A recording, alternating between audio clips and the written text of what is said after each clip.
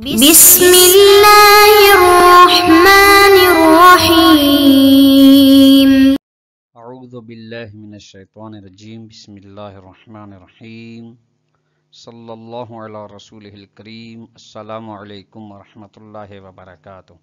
طلاب کرام عزیز، کیسے ہیں؟ امید کرتے ہیں آپ خیر و عافیت سے ہوں گے۔ بدایت المعارف جزء رابع کا سبق نمبر 23 شروع کر رہے ہیں، جس میں عنوان قرار دیا گیا کتاب کی عبارت فیکون معنی قول الامام علیہ السلام سے لے کر نعم اشار المصنف تک۔ طلاب کرام عزیز، آج کے درس میں جو نکات بیان ہوں گے وہ یہ ہیں۔ نمبر 1، بدا کے بارے میں امام علیہ السلام کے قول کا معنی اور مفہوم بیان کیا جائے گا کہ امام علیہ السلام کیا فرمانا چاہتے ہیں۔ نمبر 2، بدا کے بارے میں روایات کی انواع و اقسام کو بیان کیا جائے گا کہ کتنے اور کون سی اقسام کی روایات بدا کو بیان کر رہی ہیں۔ آئیے عبارت کو ملاحظہ فرمائیں۔ مرحوم مظفر فرماتے ہیں فیکون معنی قول الامام علیہ السلام انہ ما ظہر للہ سبحانہ امر فی شیء کما ظہر لہ فی اسماعیل ولدہ، کہ امام صادق علیہ السلام کے قول کا معنی و مفہوم یہ بنتا ہے کہ خدا کے لیے کسی چیز میں ایسی چیز، کسی بھی چیز میں ایسا امر ظاہر نہیں ہوا جس طرح خدا کے لیے کسی امر کا ظہور ہوا میرے بیٹے اسماعیل کے بارے میں۔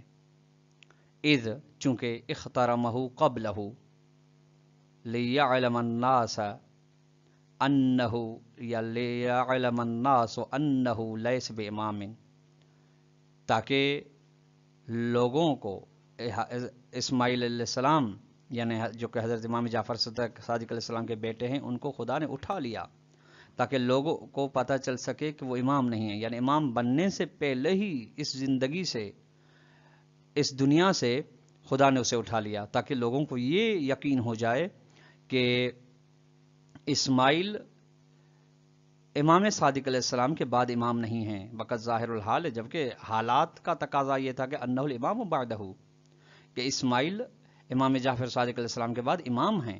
حالات یہ کیوں؟ حالات کس طرح سے کہ لأنہ اکبر ولدہ، چونکہ اسماعیل امام جعفر صادق علیہ السلام کے بیٹوں میں سے بڑے بیٹے تھے، اور وہاں کے کا جو رسم و رواج تھا وہ یہ تھا کہ والد کا تاج یا والد کا منصب بڑے بیٹے کو دیا جاتا تھا، چاہے وہ بڑا بیٹا اچھا ہو یا برا، اس سے قطع نظر کرتے ہوئے۔ یہ تھا، یہ مرحوم مظفر کی عبارت تھی۔ آئیے اب شارح محترم آیت اللہ محسن خرازی کی جانب سے اشارہ پڑھتے ہیں۔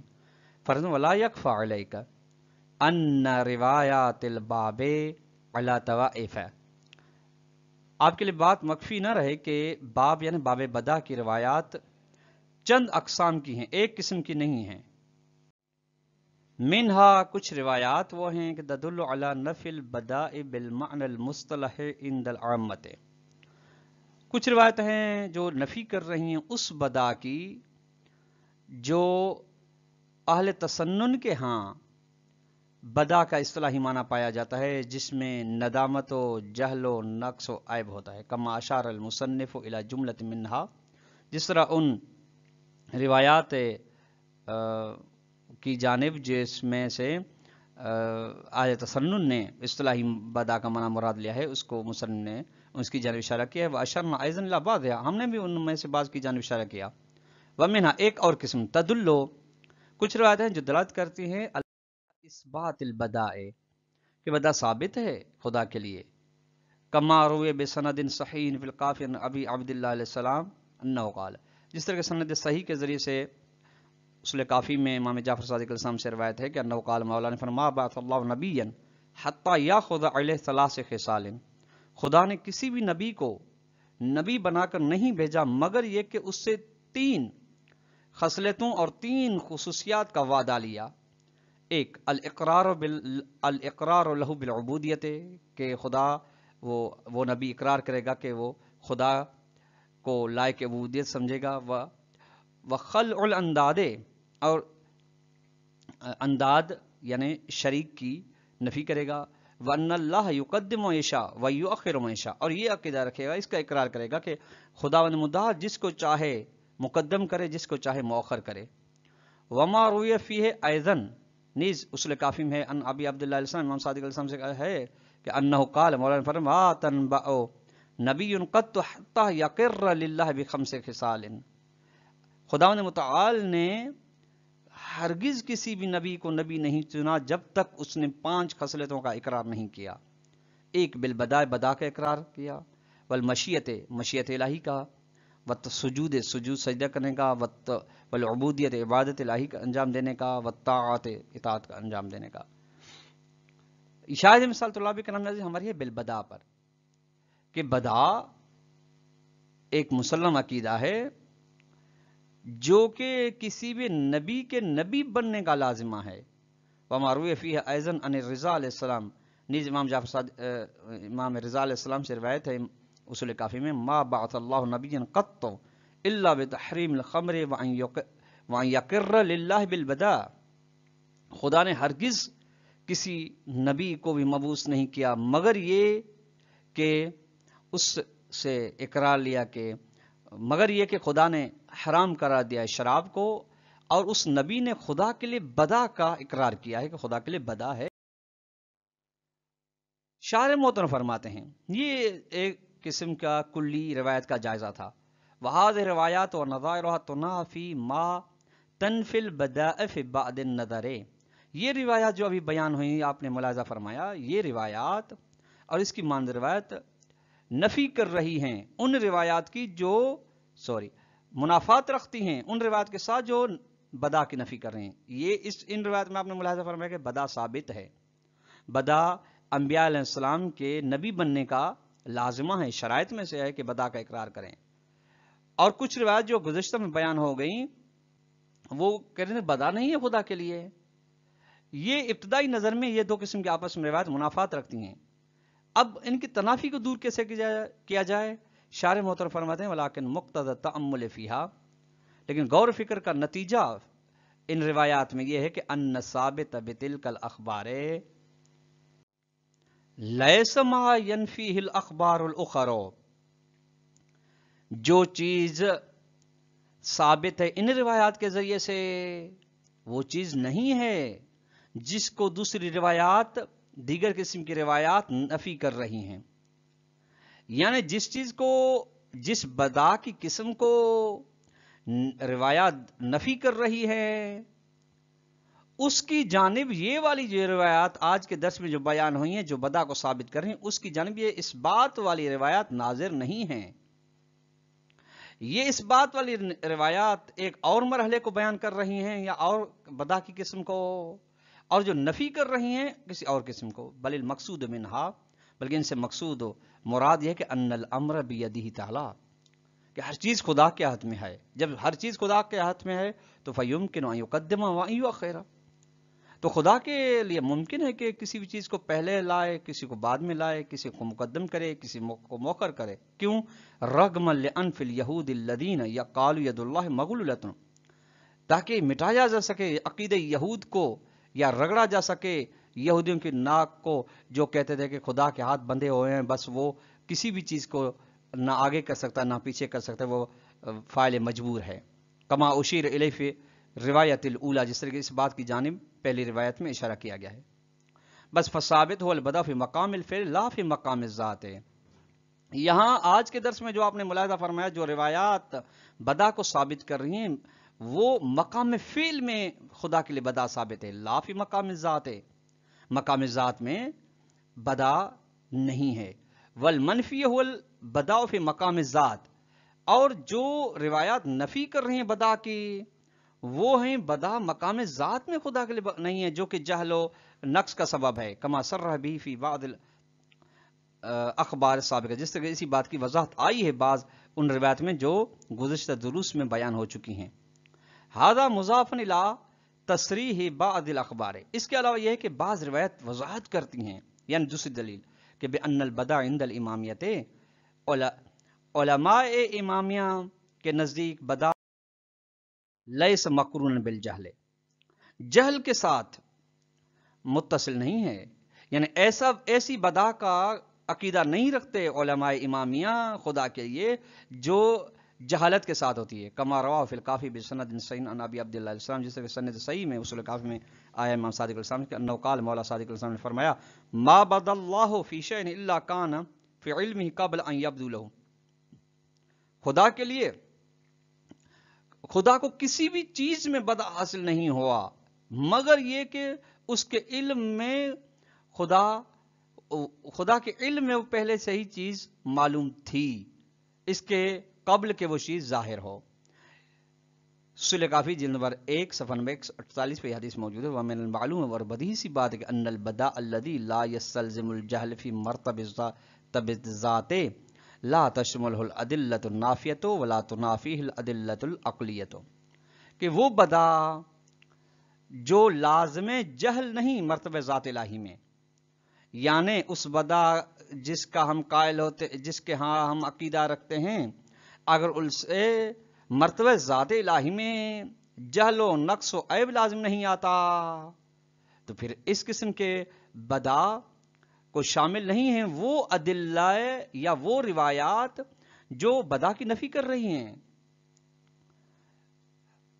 ولا تنافی الادلۃ العقلیہ، اور وہ بھی ادلہ منافات نہیں رکھتی اس قسم کی بدا کے ساتھ جو ادلہ عقلی بدا ہے. لأنه ليس الا کمال القدرت فی مقام الفعل، کیونکہ بدا نہیں ہے، اگر ہے تو فقط یہ کہ یعنی کمال قدرت الہی کو کہا جاتا ہے لیکن مقام فعل میں، نہ مقام ذات میں.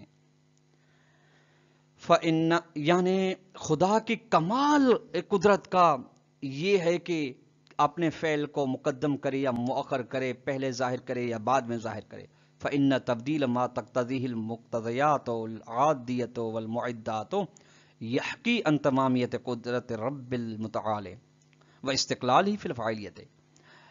بس ان چیزوں کا تبدیل ہونا یا ان نتائج کا تبدیل ہو جانا جن نتائج کا علل و اسباب عادیہ اور معدات تقاضا کر رہی ہیں، یعنی علل و اسباب عادی یا علل و اسباب نواقص ہیں لیکن نتیجہ نہیں مل رہا، یہ حکایت کر رہی ہیں کہ قدرت خداوند متعال کامل ہے، تام ہے، یعنی ہر چیز کی قدرت، ہر علت و سبب کی طاقت و مؤثریت کا اختتام خدا کی قدرت تک ہوتا ہے. وہ استقلالی فی الفاعلیت، اور یہ حکایت کر رہی ہیں کہ خدا مستقل فاعلیت میں، فاعل انجام دینے میں، اور وہی مؤثر ہے. سو یہاں تک یمکن لہ تغییر و تبدیل فی الامور، خدا کے لیے ممکن ہے کہ امور میں تغیر و تبدل کر دے. کب؟ اراد و شاء، جب بھی وہ ارادہ کرے و چاہے. فهو تعالی فی کل آن فی شأن، چونکہ ہر مرحلے میں خدا شان میں، مرحلے میں فعل انجام دینے میں ہے. ومن المعلوم، بدیہی سی بات کہ ان هذا الاعتقاد، یہ عقیدہ رکھنا کہ ہر چیز خدا کے ہاتھ میں ہے اور خدا جس چیز کو بھی چاہے مقدم کرے یا مؤخر کرے، تبدیل کر دے، یوجب توکل تام علیہ فی الامور والرجاء بہ، سبب بنتا ہے کہ خداوند متعال کے بارے میں مکمل توکل کیا جائے اور اس کے بارے میں امید رکھی جائے. لأن الامر بیدہ، چونکہ ہر چیز خدا کے ہاتھ میں ہے، بس جس کے ہاتھ میں ہر چیز ہے اسی پر توکل و بھروسہ کرنا ضروری ہے، اسی میں امید رکھنا ضروری ہے. ولم یتم الامر ولم یفرغ عن الامر قبل وقوعہ، بس کوئی بھی چیز مکمل نہیں ہوتی اور اپنے مرحلے سے فارغ نہیں ہوتی واقع ہونے سے قبل. فکل شیء ما دام لم یقع، بس جو بھی چیز دائمی ہے وہ واقع نہیں ہے، فلہ مجال التغییر و تبدل، اس کے لیے گنجائش ہے کہ تغیر و تبدل کے مرحلے میں، یعنی جو ہے وہ نفی میں ہو جائے، جو نہیں ہے وہ ہونے میں تبدیل ہو جائے. وہذا الفکر یؤدی الی سعۃ المجال امام الانسان للسعی والاستکمال، یہی فکر سبب بنتی ہے کہ گنجائش بڑھ جائے انسان کے سامنے کوشش کرنے کی، کمال کی جانب جانے کی. بحیث لا یتوقف ولا یأس من النیل الی الکمال فی ای حال یکون، یہاں تک انسان رک نہ جائے، جمود کی حالت اختیار نہ کرے، مایوسی اس کو نہ مل سکے اس بات سے کہ وہ کمال کی جانب جائے کسی بھی مرحلے میں ہو، یعنی جا سکتا ہے. کما ان هذا الاعتقاد یمنع الانسان من ان یغتر بوضع الموجود المقتضی السعادت، جس طرح یہ عقیدہ مانے بنتا ہے انسان کے لیے اس بات سے کہ وہ جس کی جو موجودہ حالت ہے، جو موجودہ حالت اس کی سعادت کا تقاضا کر رہی ہے، اس کے بارے میں غرور اختیار کر رہی ہے، اس سے معنی بن رہی ہے، چونکہ یہ جس سبب پہ، جس حالت موجود پہ، جو حالت سعادت مندانہ ہے اس پہ غرور کر رہا ہے، مغرور ہو رہا ہے، ہو سکتا ہے اسے یہ چھن جائے، چونکہ اس کے ہاتھ میں نہیں ہے۔ فإن تغییر و تبدیل بسبب ذنب او الغفلۃ امر ممکن، چونکہ اس حالت سعادت مندانہ سے ہٹ جانا، اس میں تغیر تبدل آ جانا گناہ کی وجہ سے یا غفلت کی وجہ سے، یہ تو ممکن ہے، بس اس لیے فلیخفف ولیحذر عن الذنوب والغفلات لئلا یسقط ویہلک، انسان اپنے خود کو حقیر سمجھے اور ڈرتا رہے گناہوں سے اور غفلات سے، تاکہ مرحلے کمال و سعادت سے گر نہ جائے، ہلاک نہ ہو جائے۔ وکیف کان، بہرحال جس طریقے سے بھی ہو، فہذا البداء من کمال الایمان، یہ جو بدا جس کے بارے میں بیان ہوا یہ ایمان کا جز ہے، ولذالک اخذ اللہ الاقرار به عن الانبیاء کما عرفت، اسی وجہ سے آپ نے روایات میں ملاحظہ فرمایا کہ خداوند متعال نے بدا کا اقرار کروایا ہے تمام انبیاء سے، تبھی انہیں انبیاء بنایا ہے، بل اوصل ایمان به لغیرہم، بلکہ انبیاء کو اس نے وصیت کی ہے کہ ایمان رکھیں یا ایمان کی وصیت کریں دوسروں کو بدا کے بارے میں، قول صادق علیہ السلام ما عظم اللہ عز وجل بمثل البداء، کوئی چیز بڑی نہیں ہے بدا کی مانند خدا کے پاس، بہرحال جلد نمبر 4 صفحہ نمبر 107 پہ۔